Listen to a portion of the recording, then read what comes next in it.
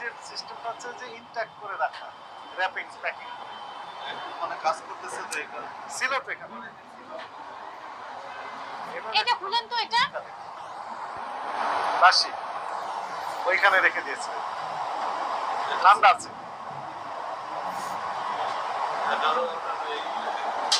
এগুলো গতকালের। ওরা হাফ করে রাখে তো। না না হাত ধরে ফুল এই যে ফুল এগুলো খাওয়াবেন না।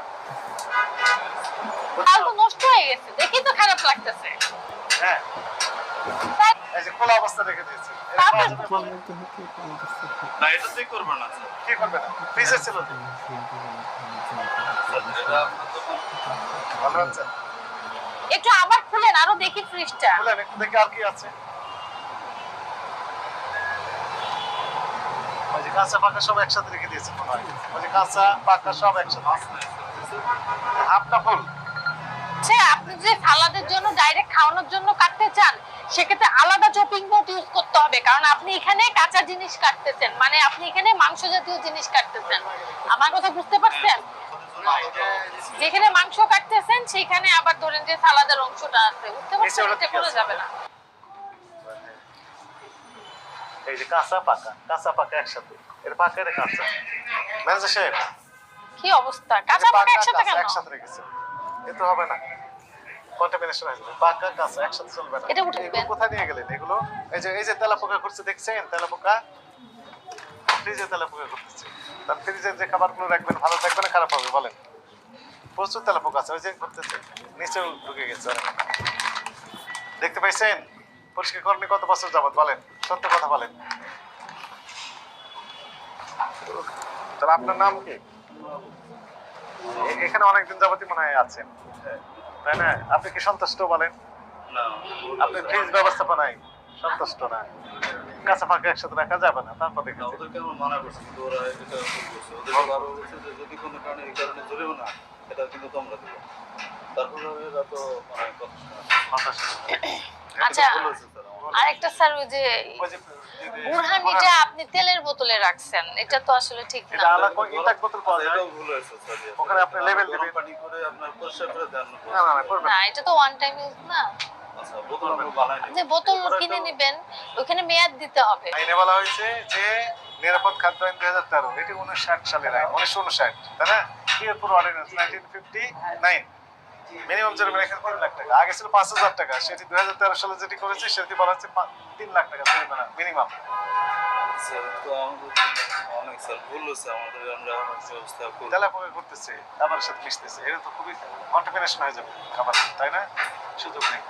এগুলো কালেকশন করবেন, ফ্রিজ পরিষ্কার করবেন, কাঁচা পাকা একসাথে রাখবেন, আলাদা রাখবেন, র্যাপিং করে রাখবেন। আপনাকে সতর্কতামূলক 20,000 টাকা জরিমানা করা হবে, জাস্ট সতর্কতামূলক। এরপরে আপনার কাছে মনিটরিং করা হবে, আবার অপরাধ সংগঠিত করে সর্বোচ্চ দণ্ড যেগুলি তার দ্বিগুণ দণ্ড হবে। ভালো আছেন? তাহলে এখন তো আর আশা করি যে মেয়াদে তো কোনো প্রোডাক্ট পাওয়া যাবে না।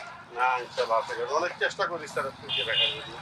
ঠিক আছে। আর ওই যে বিদেশি প্রোডাক্ট যেগুলো বিক্রি করতেন সেগুলো এখন ওইভাবে বিক্রি করেন? আমদানিকারক বাদে নকল যে প্রোডাক্ট সেগুলো? না স্যার, যেমন এটা ইউনিলিভারে আমি ইউজ করে এখন ইউনিলিভার কমফর্ট দিয়ে ইউনিলিভার করেন, ইউনিলিভার করে ভালো। বিদেশি পণ্য করেন না? বিদেশি পণ্য নাই আপনার? বিদেশি কসমেটিক নাই? তাহলে কয়েকটা নামাই দেখি ঠিক আছে কিনা, যদি ঠিক থাকে তাহলে তো ভালো। আলহামদুলিল্লাহ। হ্যাঁ, এগুলো মেয়াদ চেক করেন। চেক করার সময় আছে যে এটা কি কিছু তো লেখা নাই, এটা ধরেন। হ্যাঁ এটা ধরা যাবে, এটা ধরতে হবে। এটা কি? এটা আমি তো হ্যাঁ, অ্যাপ্রিকট বড়টা এইভাবেই আসে। সে নাম লেখা আছে কিছু? এটা কোথা থেকে আসে? কোথা থেকে আসে এটা? টুকিস থেকে আসে। ইম্পোর্টার কে? এটা স্যার, এটা আসাম চিটাগাং খাতুমগঞ্জ থেকে। আচ্ছা এই যে আমদানি করা পুস্তিকা নিজেই মেরে দিচ্ছে ছাপা। অনেক ক্ষেত্রে তারা স্টিকার দিয়ে দেয় না আমাদের। ভেরি স্যাড, নিজে আমদানি করে স্টিকার মেরে দিচ্ছে। স্যার এরা বিষয়টা হচ্ছে হয় মূল্য তালিকা প্রদর্শন করতে হবে, না হলে প্যাকেট যখন মোড়ক করবেন তখন মোড়কবদ্ধ মানে সবকিছু লিখতে হবে। আপনি বুঝতেছেন না কেন? আপনি হয় মূল্য তালিকায় দিবেন, না হয় প্যাকেটের গায়ে মূল্যটা লিখে দিবেন, সবকিছু লিখে দিতে হবে। ঠিক আছে? এগুলো তো নাই, আপনার মূল্য তালিকাও নাই। আরেকটা বিষয় হচ্ছে আপনি খোলা পণ্যগুলাই প্যাকেট করছেন। হ্যাঁ, ওইখানে কিন্তু আপনার প্যাকেটজাত আইন অনুযায়ী ওইখানে কিন্তু আপনার দেখেন এখানে বলছে যে মেয়াদ উত্তীর্ণ তারিখ, প্যাকেটজাতকরণের তারিখ, সর্বোচ্চ বিক্রয় মূল্য স্পষ্টভাবে থাকতে হবে। যদি না থাকে সেক্ষেত্রেও আপনার 1 বছর কারাদণ্ড 50,000 জরিমানার বিধান আছে। আপনি যখন প্যাকেট করবেন একটা স্টিকার লাগাই দিবেন যে ওর মূল্যটা কত।